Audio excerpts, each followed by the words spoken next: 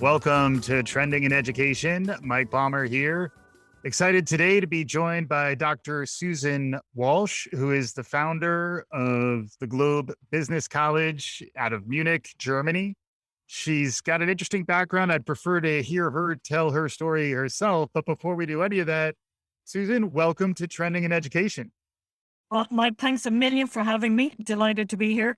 Yeah, absolutely. We're happy to have you. And as I hinted at before, the rite of passage for guests on Trending in Education is we begin with your quote unquote origin story. What got you to this point in your professional life as a founder who is still leading the organization that you founded quite a few years ago? That aspect of your history is certainly interesting. Can you catch us up on what got you to this point in your professional life? So I was born in Dublin, in Ireland.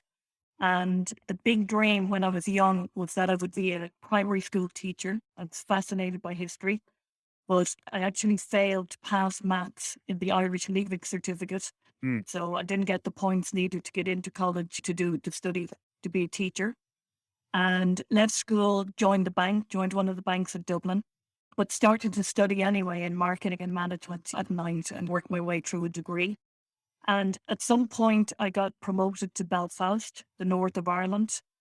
And while working in the bank, I did a master's degree and in the University of Ulster in Jordanstown. And at the end of that, they offered me the PhD. So they wanted me to come in to do a PhD for 4 years, which I was, the look of the Irish, the bank sponsored the PhD. nice. So they released me for 4 years and paid me to go off and study on the basis that I did an interpretivist, purely qualitative case study based research on the bank. Mm, And after that, I then returned back to Dublin and was engaged in a postdoc research, as well as I did a little bit of consultancy. But somewhere along the way, met a 6'4" Bavarian German in a bar in Dublin one night. That was it. yeah. Left Dublin. We got married in about 2003, and we moved to Germany, which it's actually a quite funny story because his name is Zitzelsberger. So my actual, you introduced me as Dr. Susan Walsh, but it's actually Dr. Susan Walsh Zitzelsberger.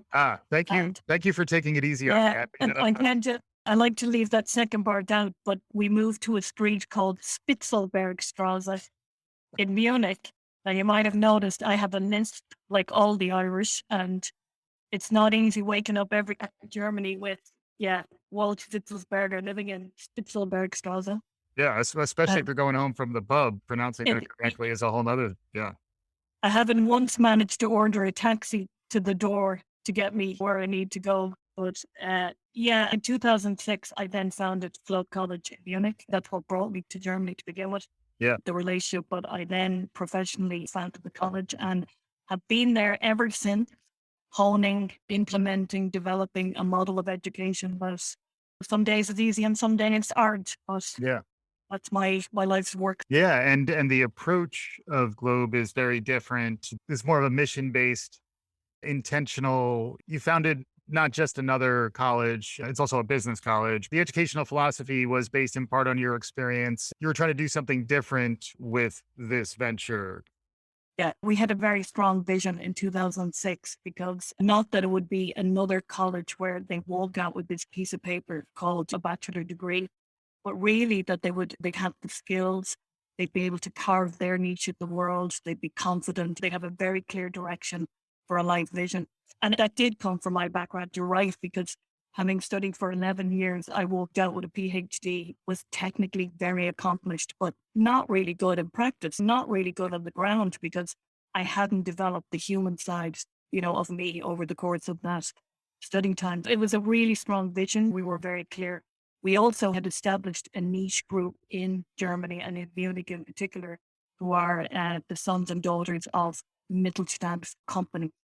And the Mittelstand in Germany, these are family-run companies, but they're very, very big. They're very successful. Mhm. And we had the feeling this was the right approach for a particular niche group Mm. in this area. And that's where we started in 2006. I mean, it evolved and changed and, we pivoted left, right, and center, but that was the strong vision at the beginning. Yeah. And then the approach that is then used to execute on that vision is focused on relationship based education, mentorship. Reminds me a little bit of what you see now around executive coaches. It's also what a CEO will get from like a board or an advisor.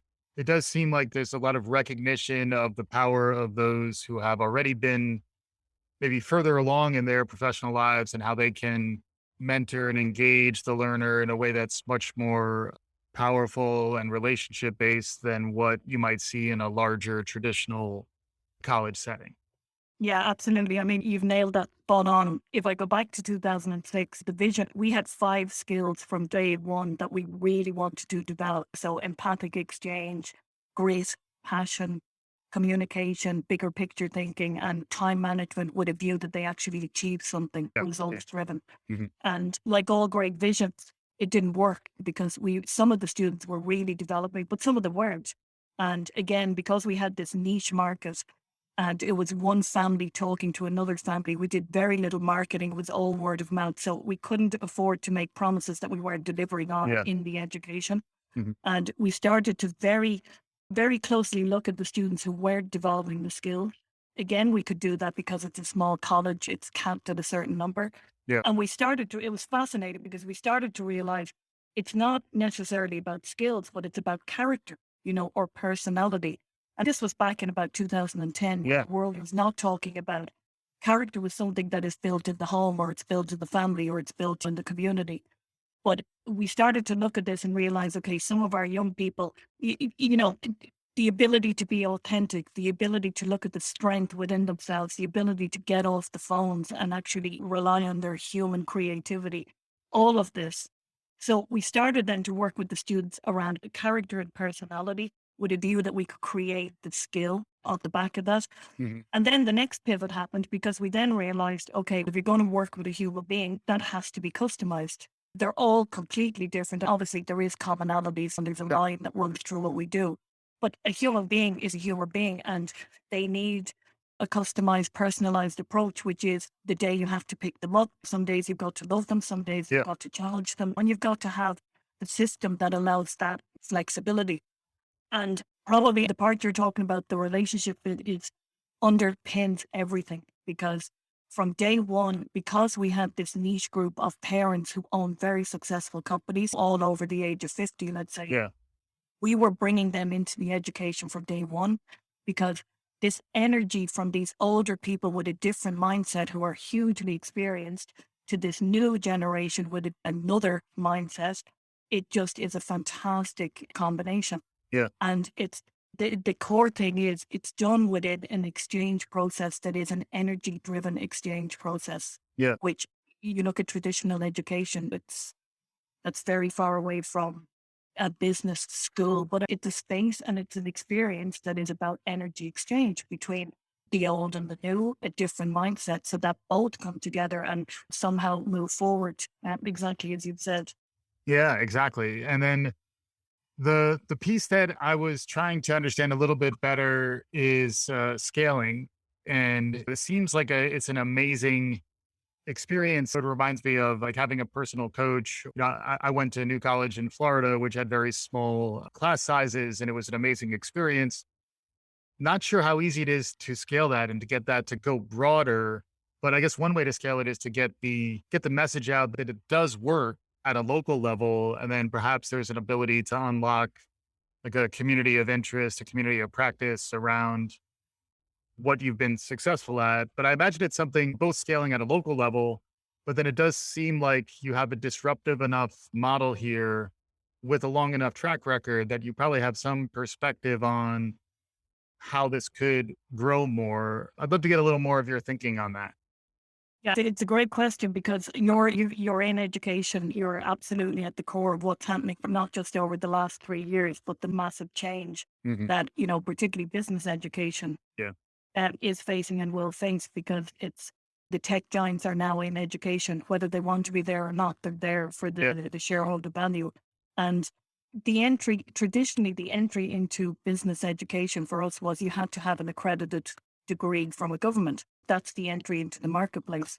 As the tech giants are now saying we don't necessarily need a degree, you can do our certificates, you can do whatever. Right. That's going to reshape this entire industry that we're in. Mhm. For me, one of the things is this whole investment in edutech and this whole notion in the world that everything has to be scaled. Mhm. And in scaling, it's unicorn level. So, Right. what's sexy is it's unicorn level global scale. We are diametrically opposed to that. And the reason we're diametrically opposed to that on the other end of that scale is that we're dealing with human beings. And the only way to deal with human beings is a very intense one-on-one exchange process. Yeah. So for me, scaling is absolutely, it's a model. It's a model that's being tested.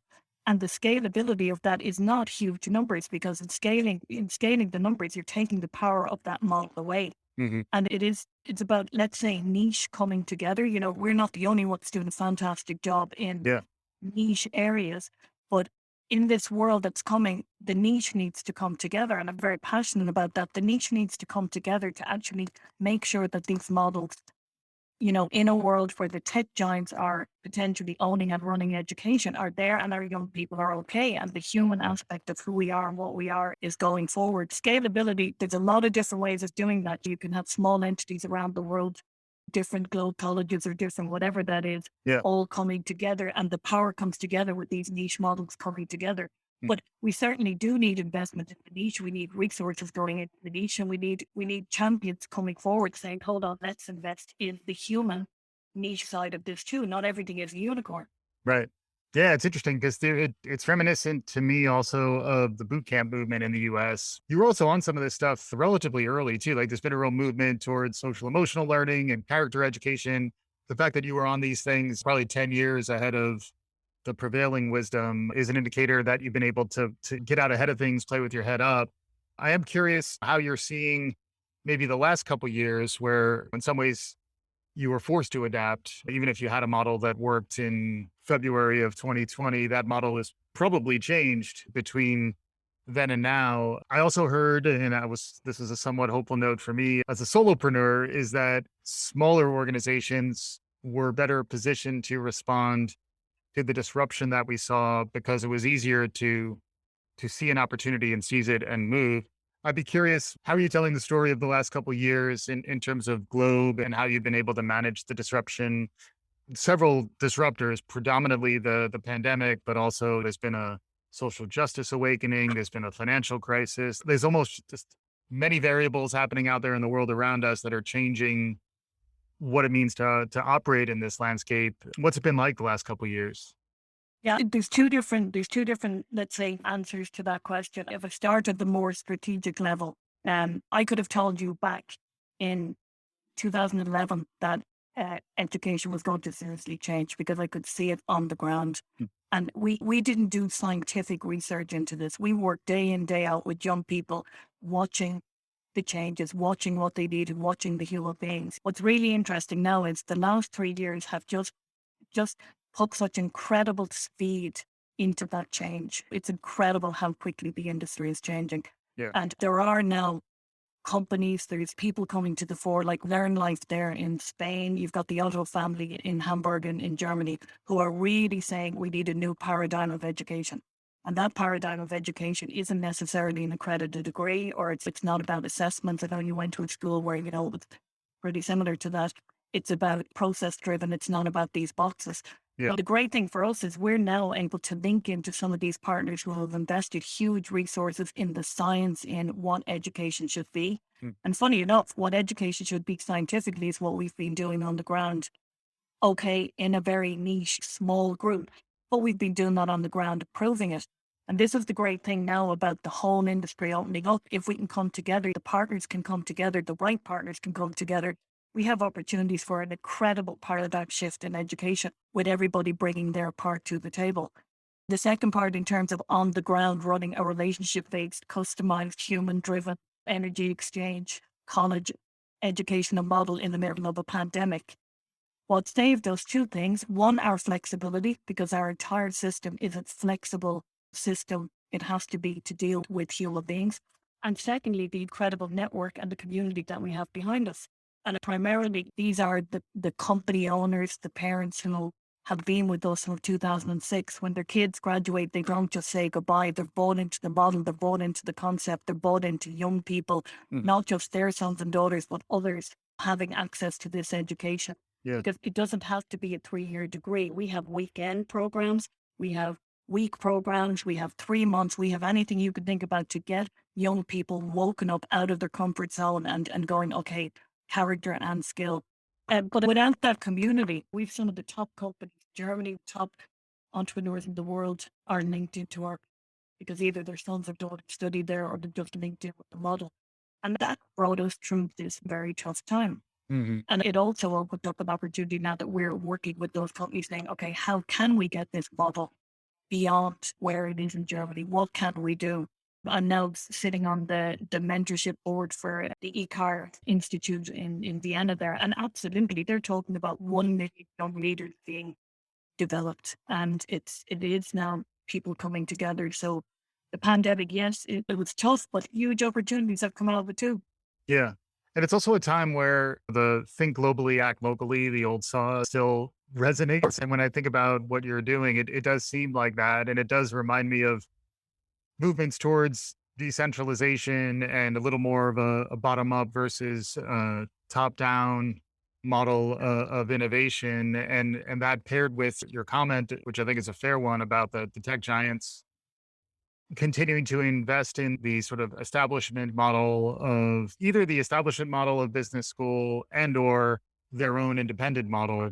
It is a time where there's a risk that the smaller players could get squeezed out, but I still think it's running more in line with the general tendency to look for something local, something community based, something mission based. I would be curious if there are other communities like the one you identified, like what's involved in finding the right environment in which something like what you've been successful with at Globe can thrive. And then related question is how are you measuring your success? Like how do you know that the model is actually working? Going back to the community, it sounds ridiculous, but we actually interview every set of parents for every student that comes to the college. And I'm talking about 17, 18-year-olds. It's Yeah. not what you traditionally do at college level. Mhm. But we do that because one, those parents are buying into a notion of an educational concept. They also, with their companies, are providing huge impact into that education. We have a scheme called the Parent Swap Scheme, where, these companies are swapping their sons and daughters into each other's companies. And they're swapping not just for internships, they're swapping in as role models, they're swapping in as anything that you can think of. They're giving their soul to these young people. So that is a very strong community. And the thing is, a strong community only comes from a very strong bond with people. We can all talk about the internet and everything else and Zoom or whatever, but it's a very strong bond with people who get each other, understand each other, all have a similar view of what we should be doing with human beings. So anybody can create that community. But one of the things for me, Mike, is it comes down again to energy exchange. And I keep going back to this. It's if we don't have the energy, we can't exchange it. Mm. And for me, the world, we're starting to lose this energy. I grew up in a world in Ireland where everybody had energy. They had energy to give, and you were raised and developed by that energy. And as educators, energy is the most important thing that we have to give these young people. They're living in a world where knowledge is democratized. They have it on their phone. They don't need us for knowledge. They don't need us for theory. They don't necessarily need us for these ECTS credited degrees.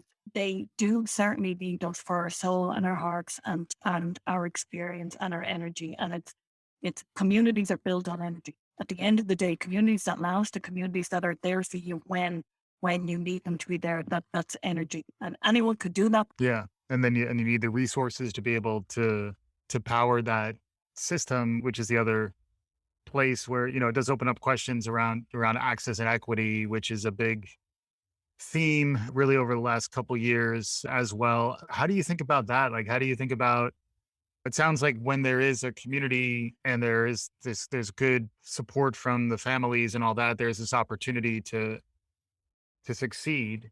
But then I think there's increased awareness that not everyone's coming from that same background. Is the model you've established at Globe, do you think it could work in other contexts? Or does it really need to be based out of a more successful, kind of like thriving community, like business powered community, which it sounds like, especially for a business college, it may in fact be the case that tying it to industry and the private sector is part of the recipe for success. Again, because we have a particular niche group, our companies are absolutely willing to invest in young people, and they're willing to invest in a model. I'm not talking about their own sons and daughters. I'm talking about a model that develops young people. Because in the future, the next issue will be, and I see it already here, where are the staff for these companies? And I'm not talking about where are the staff for the Google or the tech giants or the bigger companies. I'm talking about where are the staff for the Mittelstand companies or the Yep. companies that are family run, because that is a very particular mindset.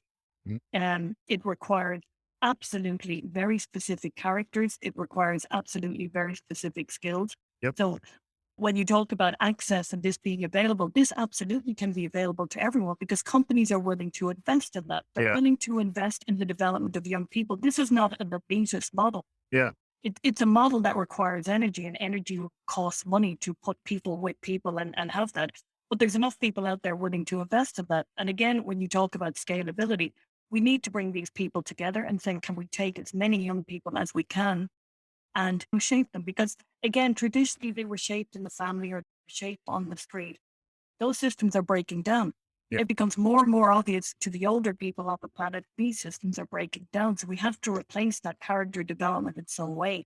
And that is absolutely not an elitist approach. That is something that every human being and every young person should have access to. Yeah. I mean, I looked at a documentary there about the metaverse 2 days ago. About 10 minutes into it, I went, what we are doing is so at the other end of that continuum. Yeah. As an entrepreneur, you would say, does that frighten you? Absolutely not. Absolutely not. Because the question is, who's educating the young people that when they go into the metaverse, they get themselves out, or when they put on the AI glasses, at some point they go, hold on, this human creativity that I have, I can do that too. Yeah. And we need it all. We need it all. This planet needs everything. Yeah. The niche part is equally as important. Yeah, yeah, no, I like the answer too because it helps me refine my understanding of the market you're talking about. It's a little more like small business owners, family-run businesses in the U.S., which is something that there's a little more of an underdog vibe to that segment of the market, and it's also where a lot of the local community-based activity comes from. So I think I understand better, which is maybe another place. I don't know how much awareness you have of like business education in the U.S. or how it varies globally, and how you're thinking about international education, but I imagine as someone who's Irish, who's lived in Munich for some time, and I think by virtue of being in Germany, you have to be very much aware of what's happening, at least what's happening around all of Europe. But any perspective in terms of the current state of play in education, business education? The issue there of it's small company owners, it's not, that just is the niche we have. But again, on the ground since 2006, I have seen every year the increase in these notions of perfectionism and procrastination and apathy. And I read something yesterday about the anti-ambition Yes. movement. This character issue will be an issue. It is an issue. And it's an issue for a lot of young people. It's not just for certain young people because Yeah. the world that we've set up, I don't know, there's a fuel it or whatever, but there certainly is. I see it on the ground. So when we're in a niche, this is something that is applicable to a lot of young people Yeah. on the planet. And Yeah. Yeah. if we start broadening our understanding a little bit, look at, right, where can you apply that? Then you get a different perspective. Yeah. Yeah. And how do you measure success then? Do you stay connected to your alumni? I imagine of the model with this level of connection, community based, relationship based. I imagine you run through the tape, so to speak. Once you graduate, there's still more on the other side. And you're not just looking at whether folks complete their degree, it's more the outcomes really throughout the rest of their lives. Yeah, absolutely. They all walk across the graduation stage at some point. They actually graduate in Ireland because we have a partner college there. Nice. And when we hand those degrees, yes, we're handing those degrees, but more importantly, we're going, right, have they developed exactly what that vision was in 2006? We've reached that. And it's very rare. But once they get to that stage level, they have developed those skills, they have developed their personalities. And I'm not talking about a traditional setup where we go to the system and you're in competition with the system. They're basically in competition with themselves from day one. They're in competition with them developing themselves. But the interesting thing is, over the last number of years, we've had quite a number of alumni come back with the question, can we do something else in Globe College? And they're not asking to do master degrees. What they're looking for is this safe space where they can come back and redevelop the character, or make sure the character is okay, and be authentic and be in this space where they were for 3 years and they felt okay, good. Because in that community and in that space are a lot of very powerful older people who are giving them the energy as well, and that has Yeah. to be sustained. And some of these graduates would have already done master degrees, but they're now going, I need that. It's this environment that I want back, Yeah. which for me is the absolute sign of the success of it, because they're coming back looking for something, which is, it's a feeling, and if they're coming back looking for a feeling, for me, that's very powerful, because it certainly makes me feel good in terms of the change that I've made in life. Yeah. Abs- Absolutely. And then where do you see things headed? It's a pretty chaotic time. Perhaps it's been chaotic for longer than many of us would like to admit, but at least since the spring of 2020, coming up on 2 years now, it's been pretty disruptive to everyone's day to day. Things have been accelerated, to your point, within education. And then also, in many ways, education's become a more important topic in terms of the global conversation, perhaps, than it's been before. I think more folks are aware of what's happening. Their kids frequently were forced into their homes again, and it was a revelation. And there's also been a lot of activation of parents around their children's education. And I'm sure you've been engaging with all of this in many different capacities. But any thoughts on where we might be heading next? Well, I leave out the metaverse out of this. I found a good miniature golf game in the metaverse. And just to defend the metaverse, I'm not convinced it's going to be a big win. I think there'll be nice little diversionary tactics. I don't really want to go to a mini golf course, but if I can put my visor on and play a little bit of mini golf, that's a win for me. Mike, we'll have to get you to Ireland to play on one of our fantastic real golf courses, okay? So that you see what, when the Atlantic Ocean hits you on the 19th hole. And you have to come anyway, because we have fantastic authors, Beckett, Wild, Well done. all of Yes, yes, well done. you're more than welcome. But the future, just on the notion there of parents, because it's really interesting for me. I spend a lot of my time, and have since 2006, educating parents. Now, again, that sounds ridiculous, but you're the middle between this new generation and the older generation, and nobody is educating the parents. The parents are expected, they have a mindset, they grew up in a particular world. We did. I went to college because I had no internet. I had to go there to get the knowledge. Yeah, So it's a learning process and an education process for the parents and the kids, for all of us on this planet, because yeah, we've got to combine this new and the old. But in terms of the future, for me, absolutely, the next 5 years, there is a paradigm shift in education. There is no question about it. There's, on one side, for me, it is the tech giants are there. They're going to absolutely reinvent what we do, probably in a fantastic way, and we're yeah, really, really right for X amount of people. But at the other end, there are going to be human beings that value that character, relationship based education model, and we have to make sure that that's still there for them. yeah. That is there and people have access to it. Yeah. We're in Zoom now, so I'm sure you've been forced into this level of engagement. Any thoughts on the kind of energy exchange that happens through these formats versus you see more on the side of it's actually physically being present with other people is what you're talking about? I hate it. Dare I say? Am I allowed to say? You're allowed, It, sure. it is my absolute. It just is not something for me. Hmm. I love people. I love being in a room. I love watching human beings talk. I love seeing the energy. Maybe it's the Irish part of me. I don't know, like, Yeah. but yeah, there are benefits for Zoom. We run a brilliant thing called Date with the Dean now, where we bring in very charismatic people out the network. We didn't do that prior to the pandemic because Yeah. we were all in the college. Mm. So that's opened up that group to other people. But if I had my choice, I'd like to be in a room with people. Yeah, well, exactly. And it's also a reminder that these things are all choices, to your point, where like when you're driven by an educational philosophy, a vision, a mission, decisions about technology are then driven by that as opposed to the other way around, where suddenly everyone's using Zoom. Therefore, it's time for us to shift. But that's always the question. At what point is a pivot actually warranted? And at what point are your values, is your vision, is your culture ultimately what you're building? It's been an amazing conversation so far, Susan. We're getting close to conclusion. Always like Okay. to end by asking for any concluding thoughts, but also any advice or any recommendations for folks, opportunity to inspire a little bit on our way out of people's lives with today's episode. Any concluding thoughts? Probably lifelong learning and lifelong learning about character. Protect your character, find that space, find that community, find that energy that you can keep going back to, that makes sure that you remain true to yourself, you're authentic, and you're able to get out every day in this very dynamic, crazy world that we live in.